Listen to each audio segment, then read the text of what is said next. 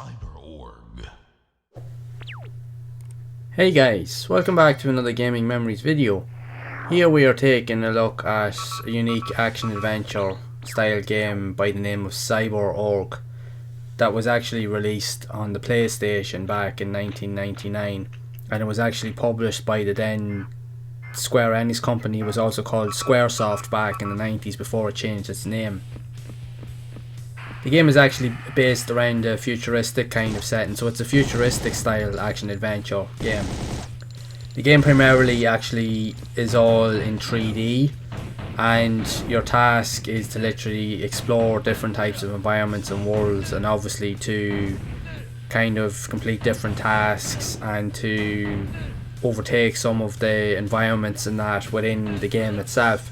So you have access to 3 different playable characters, all with multiple areas to explore. The game actually does allow you, when you're playing, to actually have different styles. So you do have like melee, like fighting, like combat style mechanics, coupled with the likes of gun style play as well, so you can mix and match the two as well.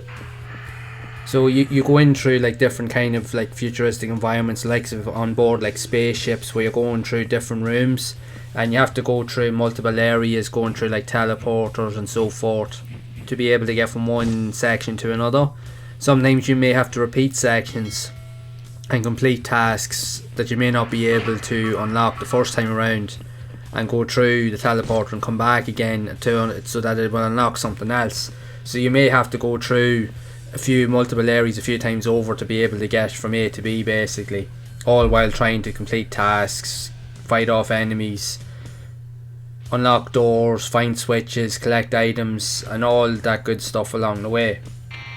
The one thing to note, to take away straight away from when you play the game, similar to all pretty much games that came out by Squaresoft back in the 90s, is graphically they were always very, very good, and this is actually no exception. The graphics are all in full 3D. You can explore the environments at will. Now you are confined to specific rooms, but you can move freely from rooms at will whenever you do unlock certain areas. And again, depending on what you do in the levels, you will unlock certain other areas that you need to move around in again to complete specific tasks. The gameplay itself is very, very easy to pick up and play. The camera angles itself now can sometimes be a little bit of an issue, but you do have the ability to change the angles of the camera by using the shoulder button, so you can actually change the orientation of the camera at any time throughout the course of play. Even though the gameplay does mix likes of physical combat with gun style play, it is actually very, very good, and like I said, it's very, very simple, but at times it can feel a little bit on the repetitive side, because you feel like you're just doing the same thing over and over again. But that just takes away from like the game itself. Like it's not to say that it's bad. A lot of these games generally were like that back in the day, where they tried to mix and match different type of elements.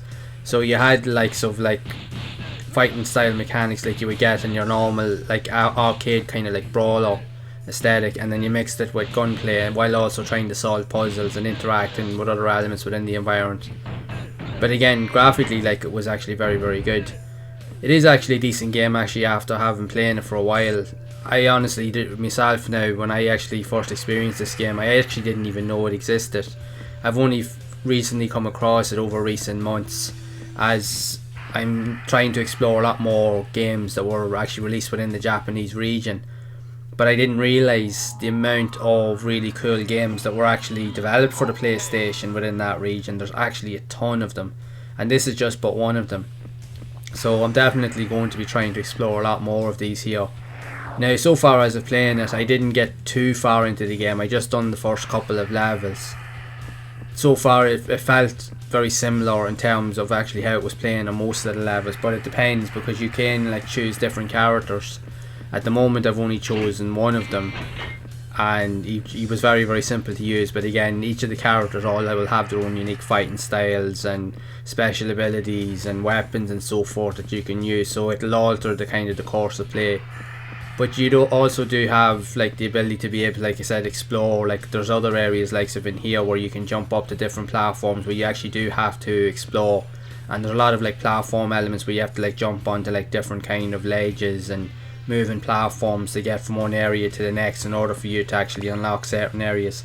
So there definitely is good exploration elements in it if that's something you're into, and mix that with the likes of the combat elements, as I've mentioned. There is a good flow of a game here that actually will appeal to a lot of people, and aesthetically, graphically, it's actually very, very good. So it does actually have a lot to offer if you're looking for something a little bit different. Plus, if you're looking for something that's a little bit more on the futuristic style of things, this may be a game worth looking into.